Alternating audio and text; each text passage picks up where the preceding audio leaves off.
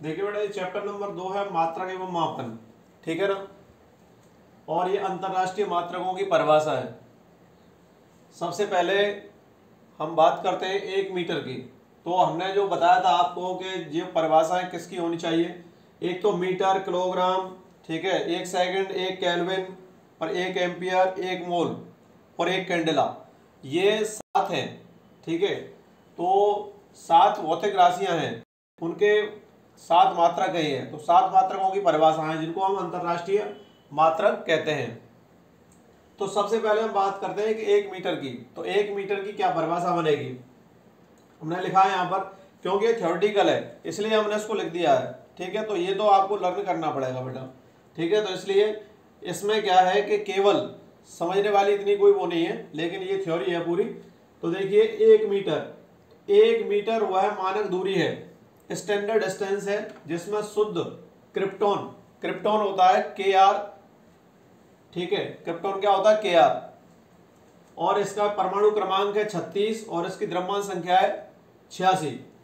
तो 1 मीटर वह मानक दूरी है जिसमें शुद्ध क्रिप्टॉन 36 KR 86 से निर्वात में उत्सर्जित नारंगी लाल प्रकाश की 1650,763.73 तरंगदैर्घ्य स्थित होती है। ये इसकी परिभाषा ये बनती है। ये वैज्ञानिकों ने स्टैंडर्ड परिभाषा दे रखी है, तो उन परिभाषाओं को तो याद करना ही पड़ेगा। तो मैं दोबारा रिपीट करता हूँ, 1 मीटर वह मानक दूरी है जिसमें शुद्ध क्रिप्टॉन 36 KR 86 से निर्वात में उत्सर्जित नारंगी लाल प्रकाश की 1650,763.73 तरंगदैर्घ्य स्थित होती है। ये है इसमें 1 मीटर वह मानक दूरी है जिसमें शुद्ध क्रिप्टॉन 36 KR 86 से निर्वात में उत्सर्जित नारंगी लाल प्रकाश की 1650,763.73 तरंगदैर्घ्य स्थित होती है। ये 1 मीटर की परिभाषा हो गई। अब हम बात करते हैं 1 किलोग्राम की।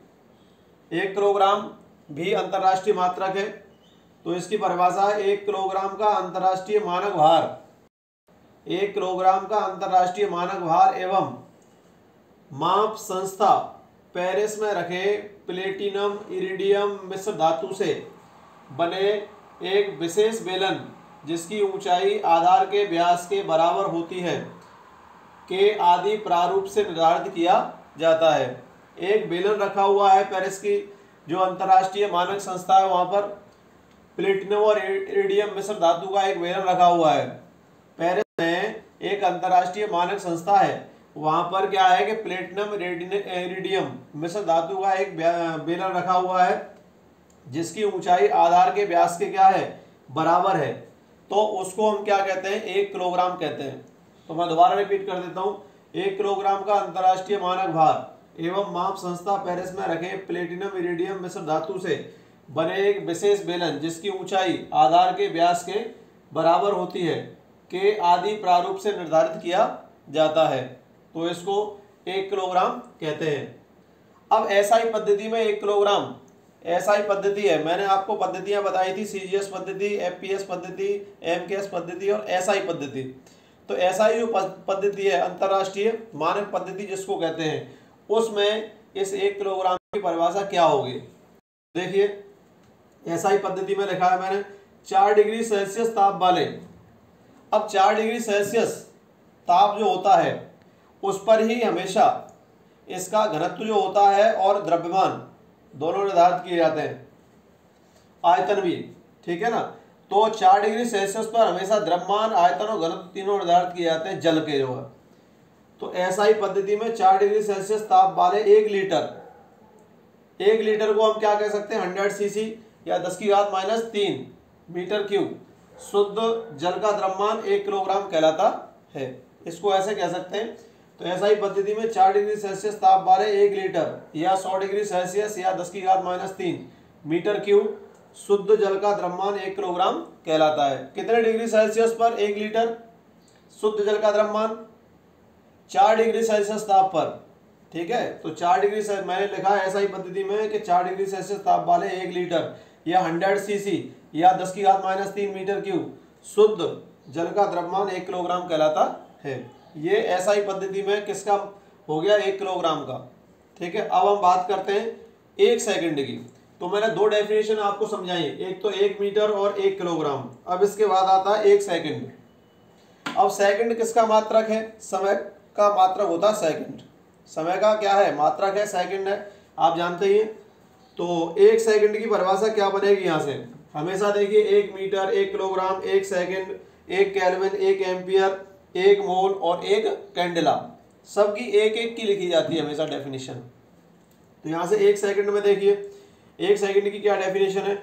1 सेकंड को उस रूप में परिभाषित किया जाता है जिसमें 1 सेकंड को किस रूप में परिभाषित कर सकते हैं हम कि 1 सेकंड को उस रूप में परिभाषित किया जा सकता है जिसमें परमाणु घड़ी में एक एटॉमिक वॉच है, परमाणु घड़ी है, जिसमें सीजियम परमाणु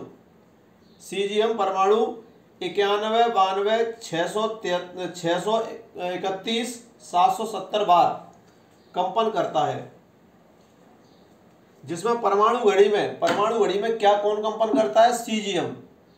ठीक है, तो हम कह सकते हैं कि 1 सेकंड को उस रूप में परिभाषित किया जा सकता है, किस रूप में? जिसमें परमाणु घड़ी में एक जो एटॉमिक वॉच है उसमें सीजियम परमाणु कितने बार कंपन करता है? 91, 92, 631, 770 बार कंपन करता है। इसमें कोई भी दशमलव नहीं है, ध्यान रखें आप। ठीक है, इतनी बार कंपन करेगा, 91, 92, 631, 770 बार कंपन करता है। तो हम कह सकते हैं कि 1 सेकंड उस रूप में परिभाषित किया जा सकता है जिसमें परमाणु घड़ी में सीजियम परमाणु 91, 92, 631, 770 बार कंपन करता है। ठीक है, इतने बार ये कंपन करता है। अब हम बात करते हैं 1 केल्विन की। केल्विन किसका मात्रक है? ताप का मात्रक है केल्विन। तो ताप के कितने मात्रक होते हैं? एक तो केल्विन होता है, ठीक है, एक फ़ारेनहाइट होता है, एक सेल्सियस होता है और एक रूमर होता है। तो मुख्य रूप से 4 स्केल होते हैं, केल्विन, सेल्सियस, फ़ारेनहाइट और रूमर स्केल। ठीक है, तो यहाँ पर हम केल्विन जो मात्रक है वो ऐसा ही पद्धति मात्रक है, इसलिए हम 1 केल्विन की परिभाषा को यहाँ से रिप्रेजेंट करेंगे। तो देखिए 1 केल्विन क्या है? 1 केल्विन की परिभाषा, 1 केल्विन वह ताप है जो जल के त्रिक बिंदु, अब जल के त्रिक बिंदु कौन से होते हैं? पी, बी और टी। पी मीन्स प्रेशर, दाब, बी मीन्स वॉल्यूम, आयतन और टी मीन्स टेम्परेचर, ताप। ये त्रिक बिंदु का जो ताप है उस पर लिया जाता है। तो त्रिक बिंदु कौन है? पी, बी और टी, 3 बिंदु हैं। तो मैंने लिखा यहाँ पर 1 केल्विन वह ताप है जो जल के त्रिक बिंदु के ऊष्मागतिक ताप का कितने? 1/273.16 या 1/273.15 भी ले सकते हैं आप। तो 1/273.16वां भाग होता है। तो मैं दोबारा कह रहा हूं, यहां से देखिए 1 केल्विन वह ताप है जो जल के त्रिक बिंदु पीवीटी के ऊष्मागतिक ताप का 1/273.16वां भाग होता है। ठीक है, तो ये 1 केल्विन की परिभाषा हो गई। ठीक है, अब यहां से एक बार मैं रिपीट कर देता हूं, फिर एम्पियर की परिभाषा मैं ऊपर समझाऊंगा आपको। 1 मीटर वह मानक दूरी है जिसमें शुद्ध क्रिप्टॉन 3686 से निर्वात में उत्सर्जित नारंगी लाल प्रकाश की 1650,763.73 तरंग दैर्घ्य स्थित होती है। तो एक तो ये हो गया मीटर की परिभाषा, देखिए। ठीक है, ये मैंने यहां से हटा दी। अब देखते हैं 1 किलोग्राम। 1 किलोग्राम का अंतरराष्ट्रीय मानक भार एवं माप संस्था पेरिस में रखे प्लेटिनम इरिडियम मिश्र धातु से बने एक विशेष बेलन जिसकी ऊंचाई आधार के व्यास के कैसी होती है? बराबर के आदि प्रारूप से निर्धारित किया जाता है। या ऐसा ही पद्धति में देखें, 4 डिग्री सेल्सियस ताप वाले 1 लीटर या 100 सीसी या 10⁻³ मीटर क्यूब शुद्ध जल का द्रव्यमान 1 किलोग्राम कहलाता है। तो यहाँ से 1 किलोग्राम की परिभाषा ये हो गई पूरी। ठीक है ना, 1 किलोग्राम की परिभाषा ये हो गई। अब हम 1 सेकंड की दोबारा से रिपीट कर रहे हैं। 1 सेकंड को उस रूप में परिभाषित किया जाता है जिसमें परमाणु घड़ी में सीजियम परमाणु 91, 92, 631.770 बार क्या करता है? कंपन करता है। तो 1 सेकंड कहलाता है। तो 1 सेकंड की परिभाषा ये हो गई। ठीक है, अब 1 केल्विन की बात करें। 1 केल्विन वह ताप है जो जल के त्रिक बिंदु पीवीटी के ऊष्मागतिक ताप का 1/273.16वां भाग होता है। कितना भाग होता है, 1/273.16वां भाग होता है। ये यहाँ से ये स्थिति हो गई इसकी, ठीक है ना। अब हम बात करते हैं 1 एम्पियर की।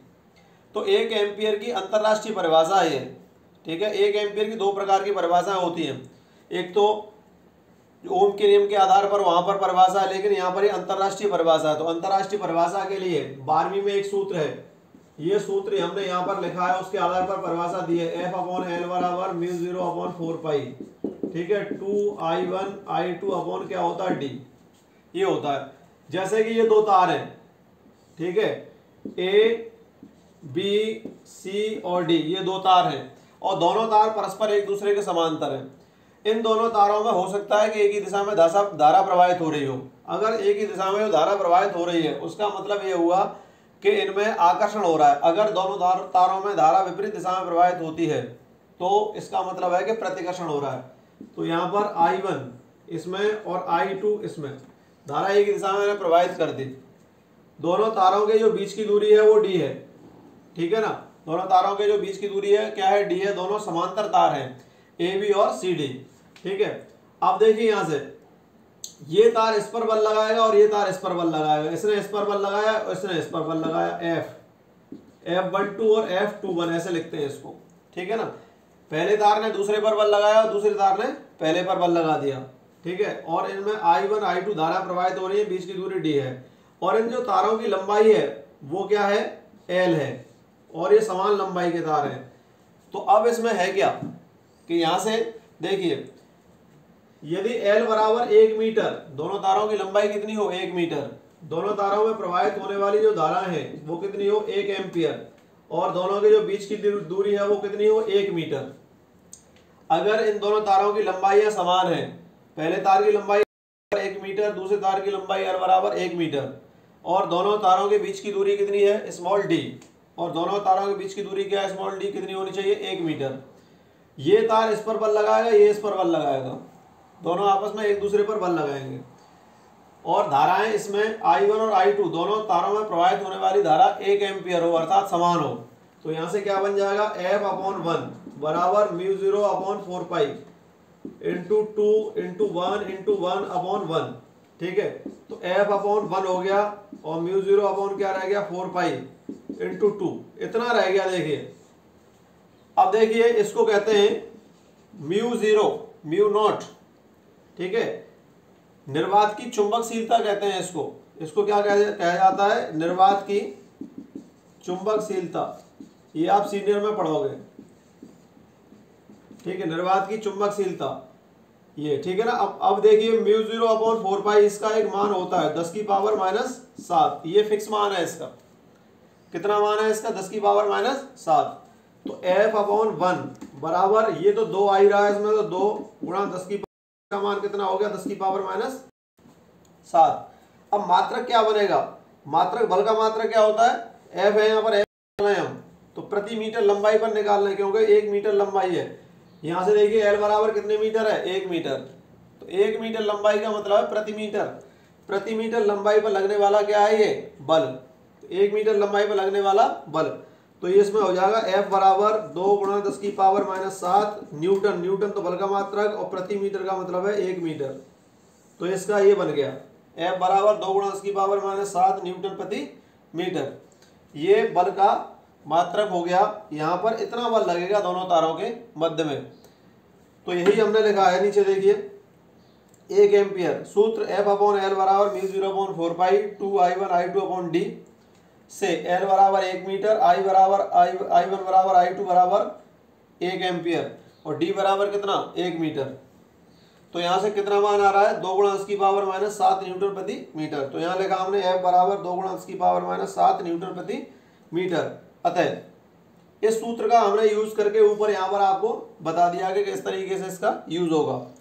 अतः 1 एम्पियर वह विद्युत धारा है जो निर्वात में 1 मीटर की दूरी पर रखे दो सीधे समांतर, देखो सीधे तार हैं और समांतर तार हैं और अनंत लंबाई के पहले हमने लिए थे, लेकिन इसमें हमने 1 मीटर का यूज किया है। अनंत लंबाई के तारों में प्रवाहित होने पर उनके मध्य प्रति मीटर लंबाई पर 2 × 10⁻⁷ न्यूटन प्रति मीटर का बल उत्पन्न करती है। ये जो तार लिए जाएंगे ना वो इनफाइनाइट लंबाई के लिए जाएंगे स्टार्टिंग में, उससे ये सूत्र बनेगा। देखिए ये जो सूत्र बना है वो अनंत लंबाई के तारों के लिए है ये, ठीक है। लेकिन यदि लंबाई L बराबर 1 मीटर मान ली जाए तब ये स्थिति बनेगी, ठीक है। तो ये कंडीशन है एक तरीके से। तो 2 × 10⁻⁷ न्यूटन मीटर का बल उत्पन्न करती है। तो यहाँ पर हमने लिखा 1 एम्पियर वह विद्युत धारा है जो निर्वात में 1 मीटर की दूरी पर रखे दो सीधे समांतर अनंत लंबाई के तारों में प्रवाहित होने पर उनके मध्य प्रति मीटर लंबाई पर 2 × 10⁻⁷ न्यूटन प्रति मीटर का बल उत्पन्न करती है। कितना बल उत्पन्न करती है? 2 × 10⁻⁷ न्यूटन प्रति मीटर का। तो ये 1 एम्पियर की डेफिनेशन हो गई जो कि अंतरराष्ट्रीय परिभाषा है। इसको सीनियर में 2 तरीके की परिभाषा पूछता है, तो ये ध्यान रखें। तो 1 एम्पियर की अंतरराष्ट्रीय परिभाषा सीनियर में यही बोर्ड में पूछी जाती है। तो 1 मोल देखिए, 1 मोल की क्या परिभाषा है? 1 मोल किसी पदार्थ की वह मात्रा है। पदार्थ की मात्रा का मात्रक होता है मोल। पदार्थ की मात्रा का मात्रक क्या होता है? मोल होता है। तो 1 मोल किसी पदार्थ की वह मात्रा है जिसमें अवयवों की संख्या कार्बन 12, कार्बन 12 मतलब है कार्बन होता है C, ठीक है। उसका परमाणु क्रमांक कितना है? 6 और द्रव्यमान संख्या कितनी है? 12। तो 6C12 के 12 ग्राम अथवा 0.012 किलोग्राम में कार्बन परमाणुओं की संख्या के बराबर हो। दोबारा रिपीट कर देता हूं मैं। 1 मोल किसी पदार्थ की वह मात्रा है जिसमें अवयवों की संख्या कार्बन 12 ब्रैकेट में 6C12 जिसमें परमाणु क्रमांक नीचे लिखा जाता है 6 है और द्रव्यमान संख्या 12 के 12 ग्राम अवयवों 0.012 किलोग्राम में कार्बन परमाणुओं की संख्या के बराबर हो। तो ये 1 मोल की परिभाषा हो गई। अब हम एक चीज और रह गई इसमें, एक कैंडेला की परिभाषा रह गई। एक कैंडेला की परिभाषा और लिखेंगे। अब बेटा ये अगला पॉइंट है एक कैंडेला। अब आप जानते हैं कि कैंडेला किसका मात्रक होता है? ज्योति तीव्रता का मात्रक होता है। तो मैंने आपको 7 भौतिक राशियां बताई थी। कौन सी? लंबाई, द्रव्यमान, समय, ताप, विद्युत धारा, ज्योति तीव्रता और पदार्थ की मात्रा। तो ठीक है ना। लंबाई का मात्रक क्या? मीटर। द्रव्यमान का मात्रक किलोग्राम। समय का मात्रक सेकंड, ठीक है ना। विद्युत धारा का मात्रक एम्पियर, ठीक है। और ज्योति तीव्रता का मात्रक कैंडेला। और पदार्थ की मात्रा का मात्रक मोल। और एक और बताया था मैंने, ताप का मात्रक केल्विन, ठीक है। तो ये 7 जो है भौतिक राशियां हैं और 7 उनके मात्रक कहलाते हैं जो अंतरराष्ट्रीय मात्रक होते हैं। तो एक कैंडेला, अब एक कैंडेला की परिभाषा क्या है? ये एक कैंडेला की परिभाषा यहाँ देखिए। एक कैंडेला दी गई दिशा में, एक कैंडेला दी गई दिशा में उस स्रोत की ज्योति तीव्रता है, क्योंकि ये किसका मात्रक होता है? ज्योति तीव्रता का मात्रक होता है। तो एक कैंडेला दी गई दिशा में उस स्रोत की ज्योति तीव्रता है जो उस दिशा में 5.4 × 10⁻14 हर्ट्ज आवृत्ति के, कितनी आवृत्ति? 5.4 × 10⁻14 हर्ट्ज आवृत्ति के विकिरण के रूप में 1/683 वाट प्रति स्टेरेडियन ऊर्जा उत्सर्जित करता है, ठीक है। तो मैं दोबारा पढ़ रहा हूं। एक कैंडेला दी गई दिशा में उस स्रोत की ज्योति तीव्रता है जो उस दिशा में 5.4 × 10⁻14 हर्ट्ज आवृत्ति के विकिरण के रूप में 1/683 वाट प्रति स्टेरेडियन ऊर्जा उत्सर्जित करता है। तो ये एक कैंडेला कहलाता है। तो मैंने आपको 7 परिभाषाएं लिखाई। नंबर 1 मीटर, ठीक है ना। नंबर 2 क्या लिखाया? सेकंड का लिखाया। नंबर 3 मैंने आपको 1 केल्विन लिखाया, ठीक है। 1 किलोग्राम लिखाया। फिर मैंने आपको 1 कैंडेला लिखा दिया, 1 एम्पियर लिखा दिया और 1 मोल। तो 7 मैंने डेफिनेशन आपको लिखाई। तो मैं एक बार इसको रिपीट कर देता हूँ। कैंडेला, एक कैंडेला दी गई दिशा में उस स्रोत की ज्योति तीव्रता है जो उस दिशा में 5.4 × 10⁻14 हर्ट्ज आवृत्ति के विकिरण के रूप में 1/683 वाट प्रति स्टेरेडियन ऊर्जा उत्सर्जित करता है। एक कैंडेला कहलाता है। यहाँ लिख सकते हैं एक कैंडेला कहलाता है, ठीक है। कैंडेला ज्योति तीव्रता का मात्रक है। ठीक है, कैंडेला किसका मात्रक है? ज्योति तीव्रता का मात्रक होता है। ठीक है ना, दैट्स ऑल।